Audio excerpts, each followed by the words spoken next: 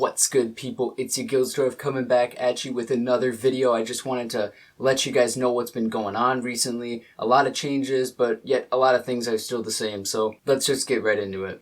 First of all, I moved, as you may be able to tell from the other video. I couldn't keep making videos and not really address this. I totally moved, and it was a good thing and a bad thing. A lot of drama, a lot of details behind it, but it doesn't really matter. It's all over now. I'm in a much smaller space, but it's a better place, so that's a plus. It was really a good thing that it happened, though, because it made me realize how much junk I own. Like, seriously, I just owned so much stuff that I really just didn't need anymore. So I donated a lot of it, and I got rid of the rest. Like, it's just gone, and everything is so much smoother now because of that. Like, I'm organized for the first time in a long time. Total disclaimer, my closet's a disaster right now, so I'm just being honest. No one's perfect.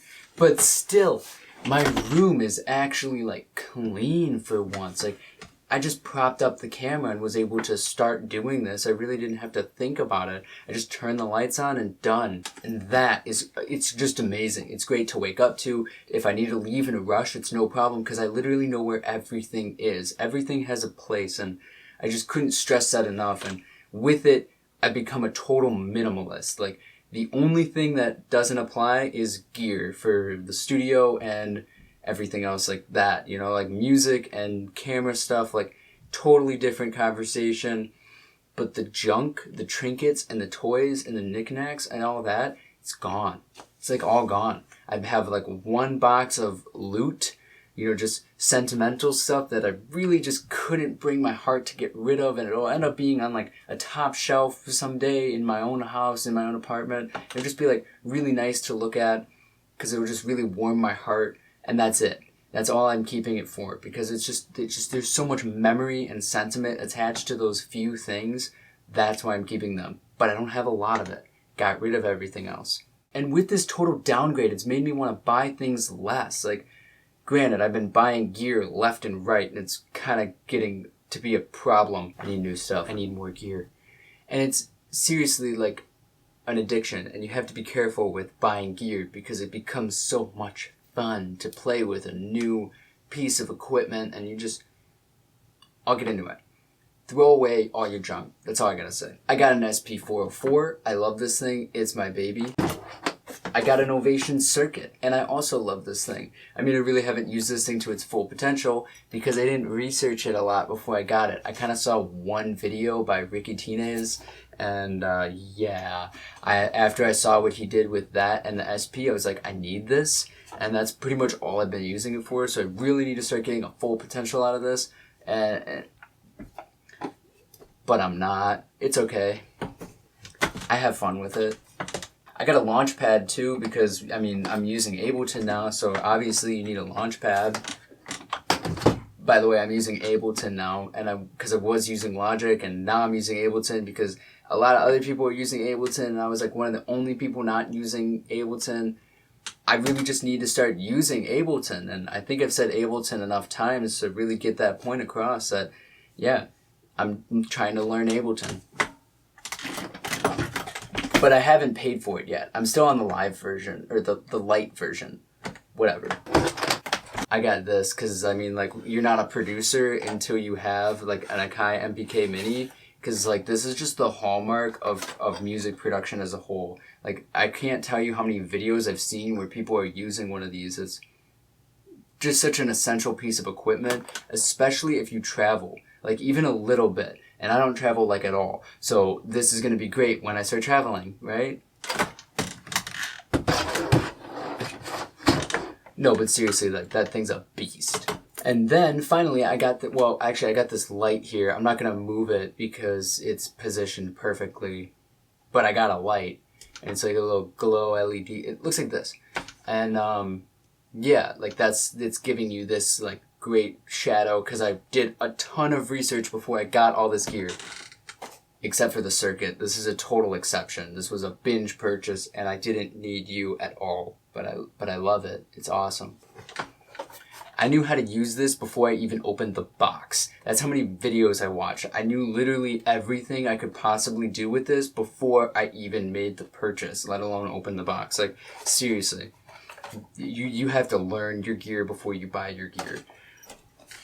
Otherwise, you're going to buy your gear and it's just going to sit on your desk and you're barely going to get any use out of it like I did with this. And that's why I don't pay for Ableton yet, because I want to need to pay for Ableton. I don't need to pay for it yet. I haven't learned everything. The only restriction I've really had is there's not a lot of instruments and I can only have like 8 clips or 8 scenes. And that's it. Like, as of right now, like, that's not a huge restriction. I'm still in the beta, like, process of me figuring out what the hell this thing is. And at the end of the day, I still have Logic anyway, so it's not worth it yet. And last but not least, I got the camera that you're watching this very video on. And that was also another purchase that I spent a long time researching. It is the EOS Rebel 2 SL2, or the 200D. It's got like 40 names for whatever reason. It's the SL2 or the 200D. It's a great camera. I freaking love this thing. I just think of it as a baby 80D, because I'm not going to spend $6 grand on a camera until YouTube is paying me enough to be able to spend $6 grand on a camera, so we're sticking with this for now. I'm not using the kit lens that it came with, I'm using the Nifty 50, and because of that, I'm literally 6 feet away from the camera right now. Like, it looks like I'm right in your face, but I'm not. I'm like 6 feet away. Like, I am nowhere near going to hit this thing. It is across the room.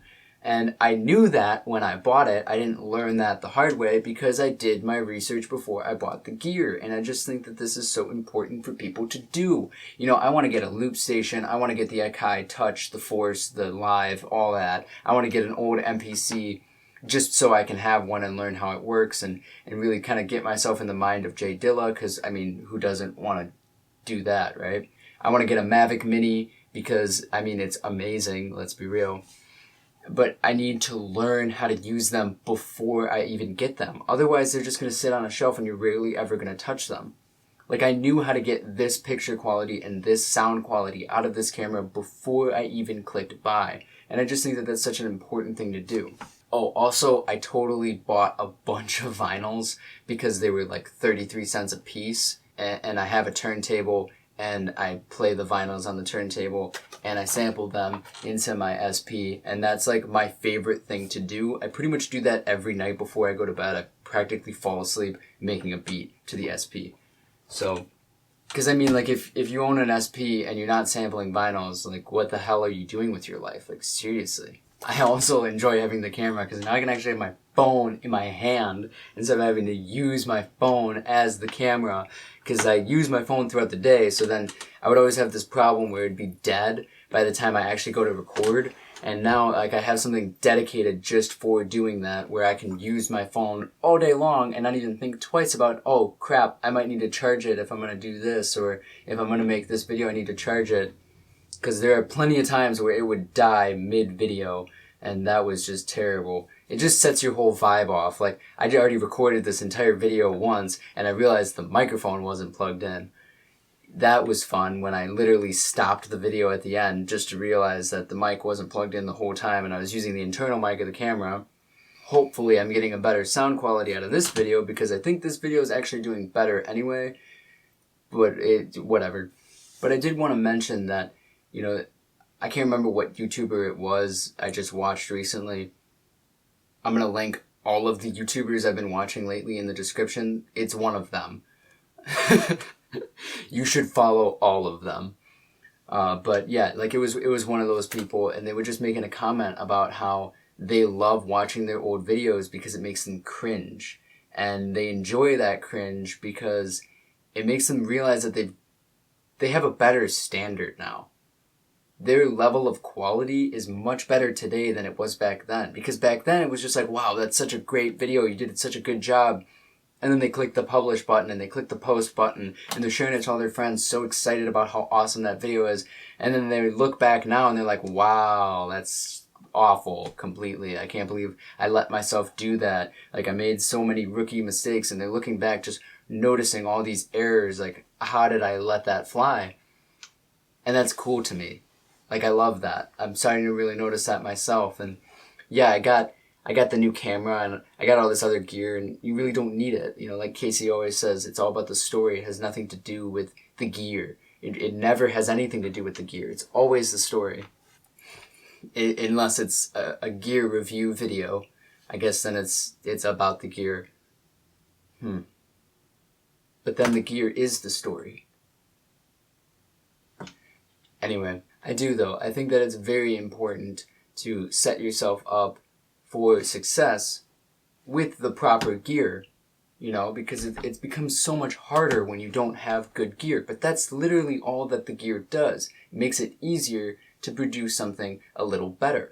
And as you go up that scale, you are not going to get any better unless you personally practice. You need to have a good story, and you need to have actual talent at the end of the day. You can have the best gear ever, and it won't matter. So, I don't know, that's just something to think about. I really enjoy that. I cringe when I watch my old videos because I know that I can do better now. Like, that mindset is just, it's perfect. Peace.